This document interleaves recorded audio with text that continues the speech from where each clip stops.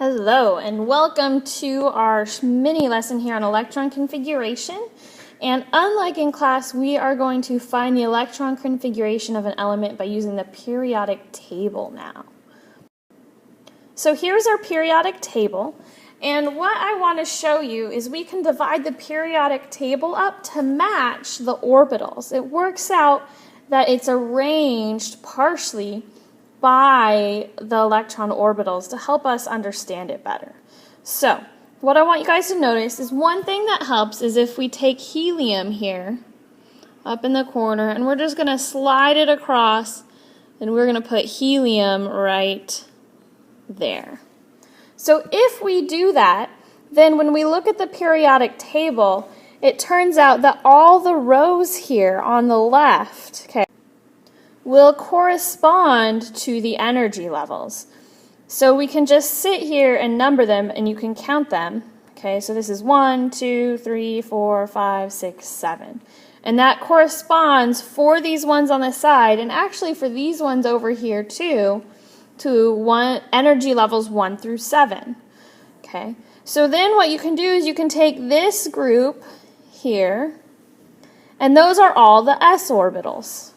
Okay, so each of those elements have an electron in the s orbital. So hydrogen has 1s, lithium has 2s, sodium has 3s, and so on. Then, and that's why we moved helium over, because helium has an electron configuration of 1s2. So it should really be on the other side for this purpose only. So then if we skip over and we look at the other side of our table, okay, here, the ones I'm circling in green, all of these are p orbitals. So when we get to boron here, it has all this 1s, 2s, and then it's the first p orbital. So these are all 3p, this row is 4p, 5p, 6p, 7p, as you go down. These ones here in the middle now, looking at these ones here, they end up being, can you guess? They are all going to be d orbitals. So everything here that I've circled in purple ends up being a d orbital. Okay, and last we end up with what I'm going to circle here in pink. These ones here are f orbitals, and they fit in the periodic table right here. Okay, the one thing we need to point out is when we get to d here, this may be row 4, okay, for calcium and potassium, but it is still row 3 for the d orbitals. So scandium here, titanium, vanadium, and so on, they are all 3d. So it's 3d, 4d, even though this is 5s. Okay. Add these ones here down for f, do the same thing. So this is 4f, and this is 5f. Okay. So, learning how to block out your periodic table like that, and you can handily see the chunks. They're already kind of separated out that way for you. So if you just remember which chunk corresponds to which orbital, sublevel, it can really help you write configurations really fast. So here I have an example where someone has created this already. So you can see they didn't move helium over, which I think it's better over here. But they show that, 1s, 2s, 3s, 4s, and so on.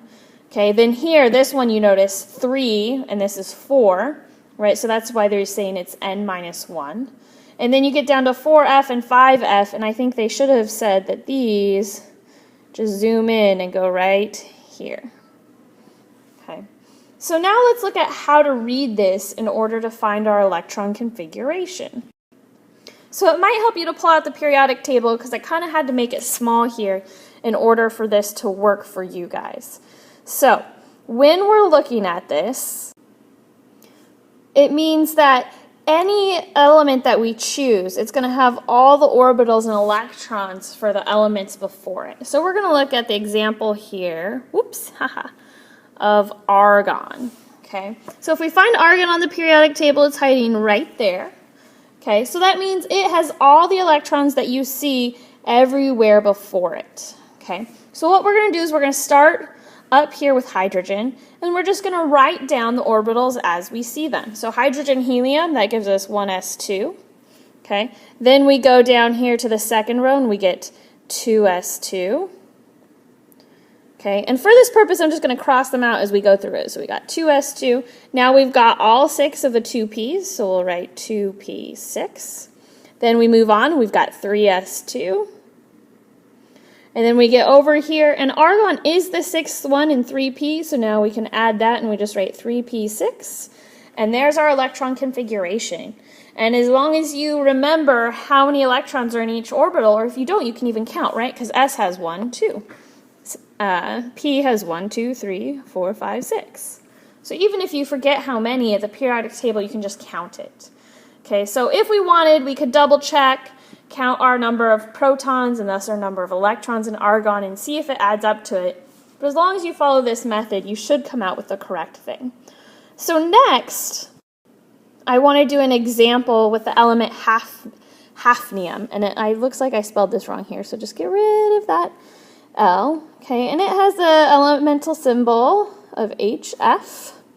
Okay, and if we look for it, it's hiding all the way down here on our periodic table. So that is a good ways down. And I chose that one specifically because I wanted you to see how we include these elements here as they go in that line.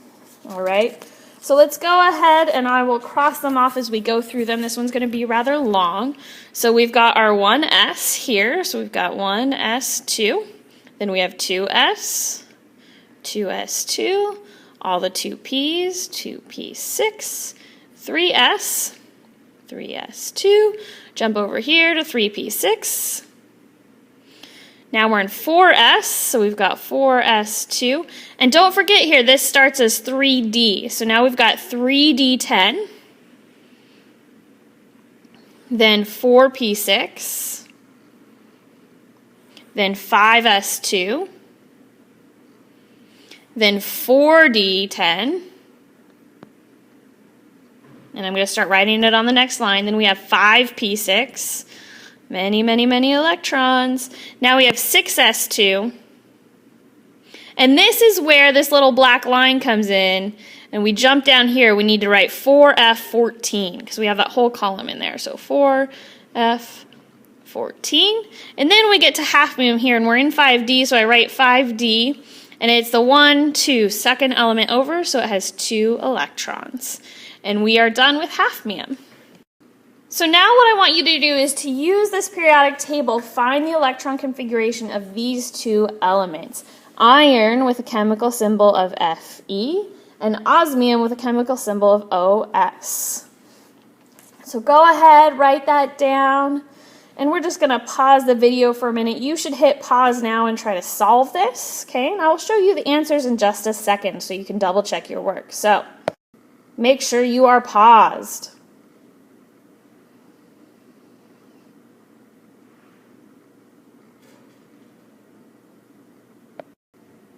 All right, here are the answers. How did you guys do? If you have any questions, you can ask me in class, and hopefully this will make electron configurations just a little bit simpler.